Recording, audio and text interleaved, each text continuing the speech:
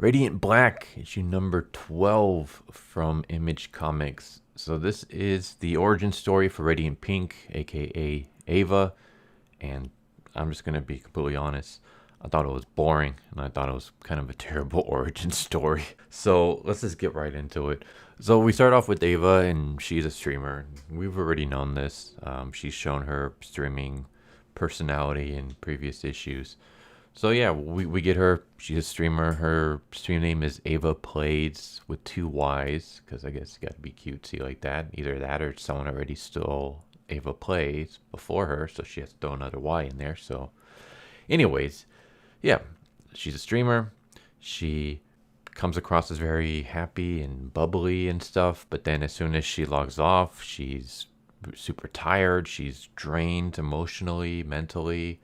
Her grandma kind of comes in and tells her, like, you always seem to be like in a rush. You got to slow things down, otherwise this is, things will break. And I can kind of understand that. Like, I used to stream myself on Twitch, and it's a bit hard sometimes to go live and put on a good face when you're just not feeling it mentally, but you don't want your audience to know that you're not feeling it, because no one wants to watch a streamer who's either depressed or down or just not into it. So I can kind of get that, but it doesn't really work as an origin story for me. Like, okay, so we get her, we see her going about her life. So she's working out, she's talking to her sponsors, which are apparently cookies. She's doing photo shoots. I'm just kind of wondering, how big of a streamer is she that she's doing all this? Because like, she's tweeting and she's getting about like 4,000 likes. It's like, that's not really all that much for like a big streamer apparently.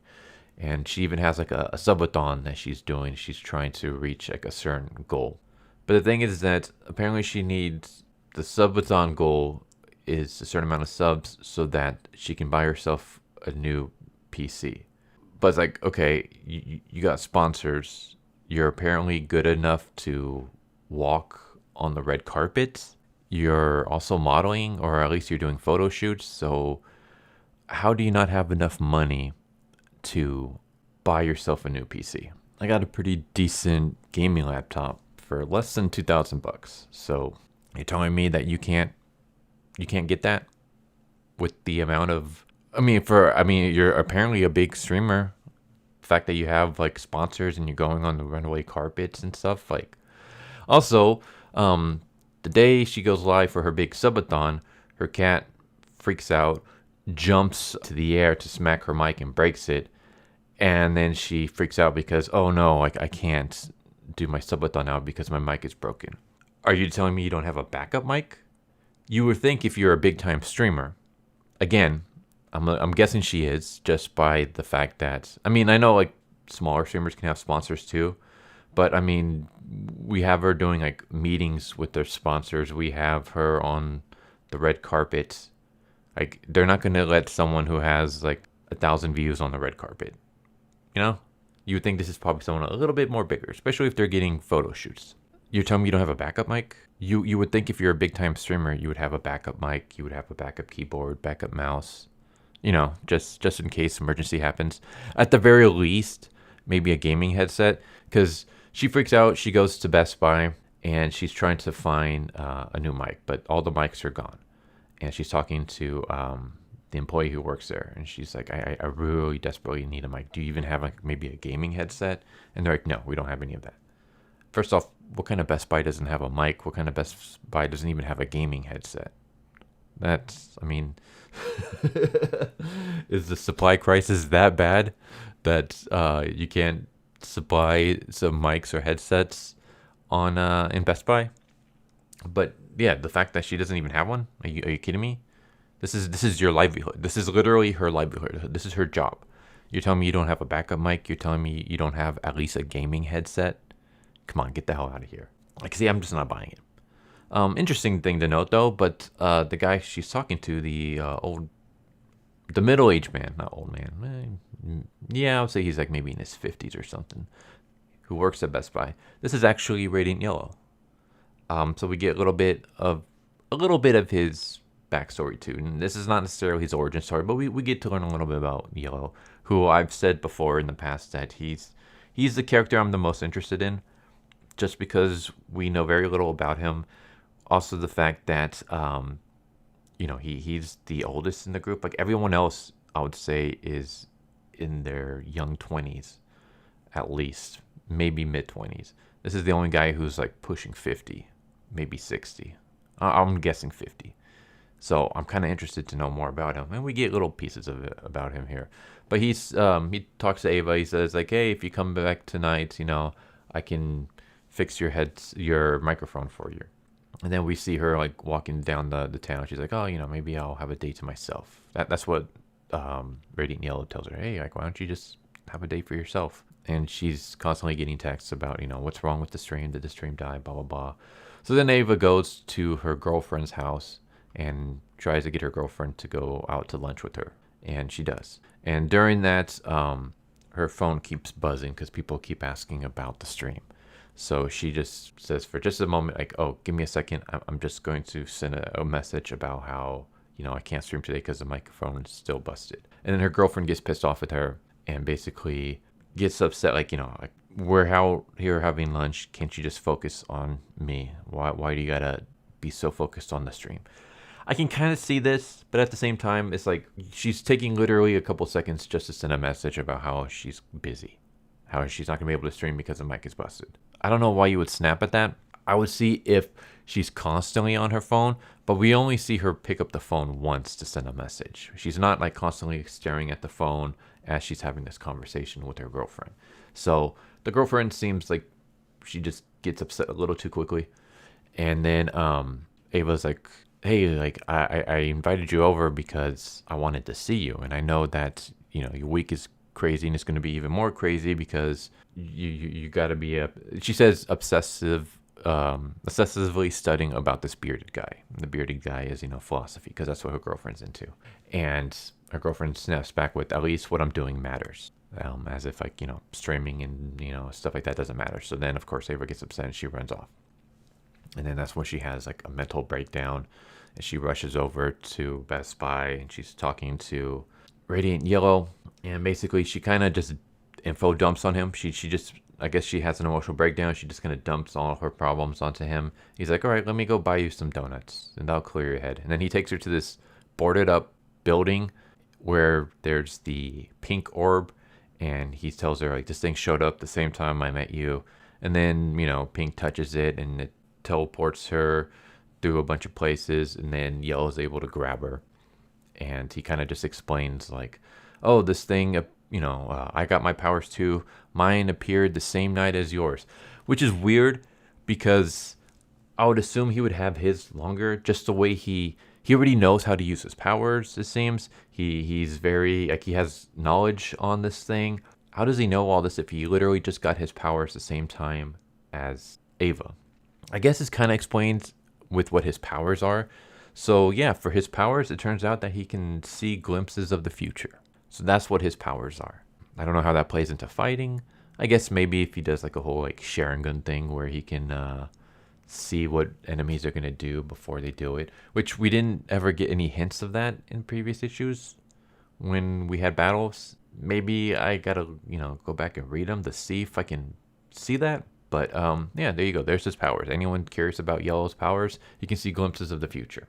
I do like how the powers seem to kind of have to deal with the characters in a sense. So like Radiant Black, for both Nathan and Marshall, their powers are that the world is kind of dragging them down. That's like for Nathan is constantly trying to achieve his goals and constantly failing. And Marshall doesn't even bother having goals because he already feels like he's going to fail them. Like he just feels like the whole world is just kind of dragging him down. So what are his powers? His powers are gravity, where he can lift things up. Red is angry. She's pissed off because of what her fiance, the man she's supposed to trust, did to her. And so all that anger that she had built up in her is part of her power, because her power is that she can store strength from what's around her to build herself up. So it's kind of like, the anger building up.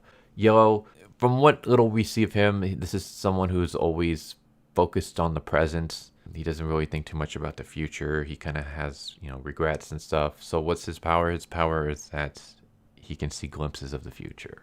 And then Pink, I'm guessing maybe Pink feels like her life is too scrambled.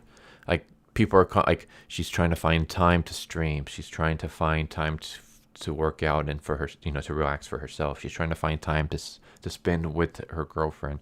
She has to find time to talk to her sponsor. She has to find time to edit. She has to find time to do red carpet, movie premieres. So constantly feels like she's like being pulled into different directions. And so her ability is that she can teleport to different places.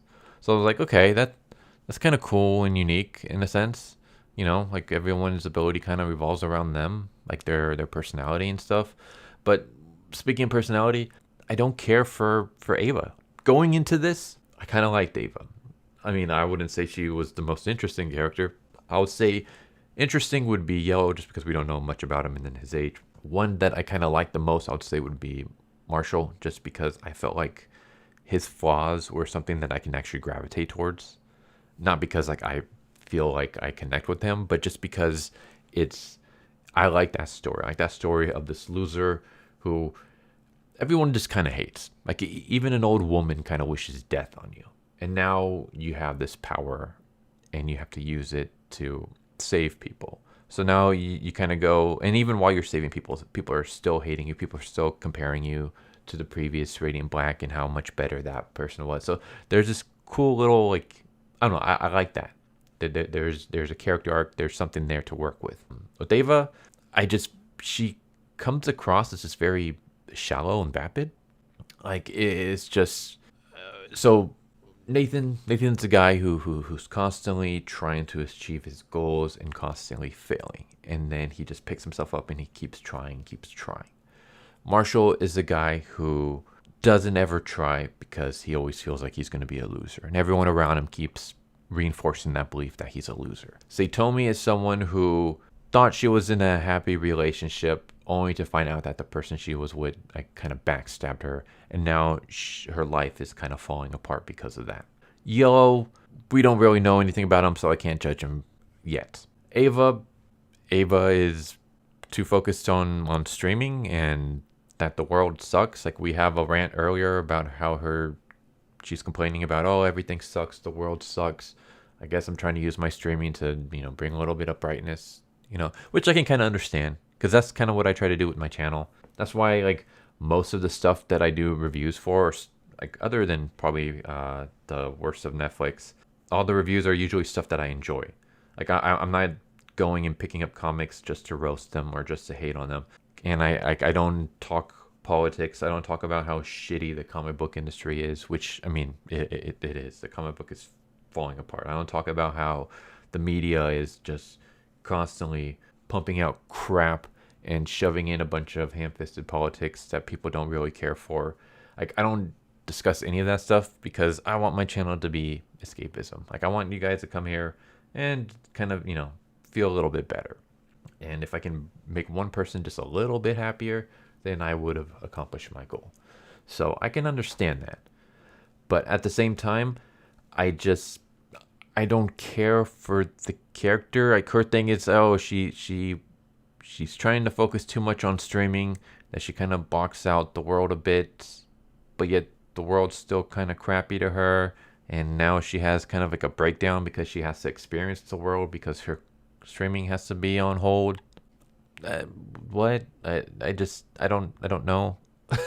Like I don't care. I don't care about her. Like I get what she's trying to do. Like she's someone, okay, maybe she has a passion for playing video games. So she's trying to share that passion with people. She's trying to make people a little bit happier, but now like that passion is becoming a point where it's consuming her, where it went from a hobby to now it's work, and now it's just constantly stressing her out. I can kind of get that. But at the same time, I don't know. I guess in the world with superheroes and powers and intergalactic things putting the world in danger. A streamer freaking out about her streaming life in the world just doesn't do anything for me. Maybe you guys see a difference. Maybe she's super relatable to you. I just, for me, as someone who used to stream and might get back into streaming and does YouTubes and stuff like that, I still just, I don't know. I don't really care for this character. I thought she was better in previous issues, and then I don't know. It's one of those characters where the more I learn about her, the more I just kind of don't like her anymore. Like I just, it's also kind of weird that she looks a lot older here. Like in the previous issues, I would assume she was like in her teens, like maybe 16, 17, maybe 18. Here she looks like she's older. She looks like she's like in her 20s and stuff. I don't know if that's just the art, the way the art is, but yeah, and it's just, I don't know. Just some of the stuff, like I said, like the fact that she's a streamer for like that's her job, that's her career, that's where she makes her money, and she doesn't have a backup mic, she doesn't have a gaming headset, really. So like if your mic has a technical difficulty, you're screwed. I don't know. I just you would think you would have backups. Like I mean, I do this as a hobby, and I have a backup keyboard and a backup mouse. I have a not only do I have two monitors, but I even have a backup monitor. I have my microphone that I use, but I also have two other gaming headsets that I can use and I've used in the past. This is just again, this is just something I do as a hobby, and I'm not someone who makes like a crap ton of money. Like I buy like my backups are like cheap, but they work if they need to. This is someone who does this for a living, and she doesn't have any backups. Like I just didn't really buy it. And again, I didn't care for this emotional breakdown. I mean, it can work. You can have someone who's stressing out about work because let's say the streaming is her job. So okay, she's constantly focusing on her job. Her job is stressing her out. Her job is making it so that she can't really enjoy like other things. Like even when she's not streaming, she has to be focused on other things. She has to be talking to sponsors and making sure she gets everything right. She has to go and do red carpet events, I guess, just to make sure that she's, out there, for PR or whatever. She's trying to find time to spend with her girlfriend. I guess she's constantly stretched in a bunch of different directions trying to handle things. I can get that. That's understandable. I just feel like the execution wasn't there. Like I can get what you're trying to go with. I just didn't necessarily buy it. And I could buy it if you made things a little bit different. It's just, something's just not clicking with me with this backstory. And it's like, you look at everyone else's backstory, and I find them more interesting. I find the fact that Nathan is someone who, he's trying to be a writer, and he's failing. And he's failing so bad that he's in debt, and he has to move back home with his parents. So this is like a dude in his late 20s, 30s who has to move back in with his parents because he cannot provide for himself because his goals made him poor. And yet he's still going to keep trying. And then you have Marshall, who just doesn't seem to have ever grown up from he's still kind of like a kid at heart. He's basically Randall from Clerk, where he's just like at this crappy dead-end job. He doesn't really care for it. Customers don't like him. The boss doesn't like him. Nobody really likes him. Maybe he lives with his parents. I don't know how he's able to afford his house. I don't know. We don't really see his family, but the only person who seems to give a crap about him is Nathan and his dog. And then we have Saitomi, and Saitomi is someone who she has a lot going for her. She can get into she's trying to get into a really good school, but now she can't afford it because the person she's going to marry ended up taking all her money and using it trying to pay off his gambling debts. So the person that she loves with all her heart, the person she wants to spend the rest of her life with, is basically destroying her life because of his own vice. And now she's getting dragged into it, and she is struggling with that. So it's like, I like all those. There's something to work with there. But then you got Ava, and it's just, oh, I'm streaming, and my streaming is taking up too much time. I can't spend it with doing some of the other things I would like to do. Spend it on some me time. Spend it on relationships. The world sucks and things like that. Like, boo-hoo. I don't know. It's just But yeah, I'm kind of rambling. This is way too long. Yeah, I would say I didn't care for this issue. I didn't care for her backstory. I felt her backstory actually made me like her less as a character. I liked her more before I knew more about her. I wish they had done something different with her. Maybe she could have been the one character who actually things are going well for her, and that could have been the interesting twist. Whereas everyone else is having issues with their life and things are kind of crumbling around them. She's the beacon of positivity and hope and stuff like that, because she's the one where things are actually going pretty well for me, and she can almost be like the mascot kind of character. And then she can have her character break later on. Like she go maybe everyone goes into this taking their job kind of seriously, like, eventually they're like, okay, we got to use these powers for good. We got to protect people and stuff like that. And she's using her powers to just goof off and, oh, I can use this to stream and get a bunch of viewers and stuff like that. And then the weight of the world and the weight of all these powers finally hits her. Maybe she's trying to save someone and she can't because she's too busy trying to, chat with her viewers or something. Like she's too busy trying to play to the camera rather than doing her job. And because of that, she fails and someone dies. Someone pays the price for it. And then we have our character break. Like, you could have done something like that.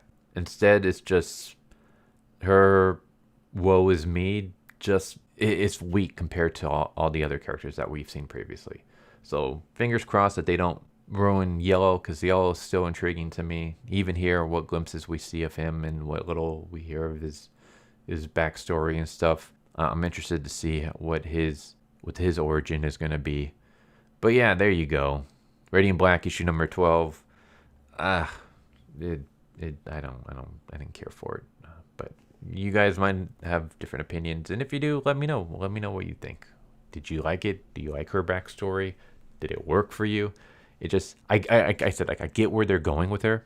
I get what they were trying to do. It just, for me, it didn't work. So, like, I understand the premise behind her origin. I just felt the execution didn't work. So it's not that I don't understand what they were trying to do. I just didn't think that they pulled it off. But yeah, there you go. Radiant Black issue number 12. Hope you enjoyed the video. Hope to see you next time. Take care, everybody. Later. So what'd you guys think of that video? Hope you guys enjoyed. If you guys haven't already, please subscribe. Hit that bell for a notification. Leave a like if you enjoyed the video. And if you didn't enjoy the video, thank you for watching it this far. And I hope the next video is more to your liking. Feel free to check out the playlist that you guys see. And I hope to see you guys next time. Later.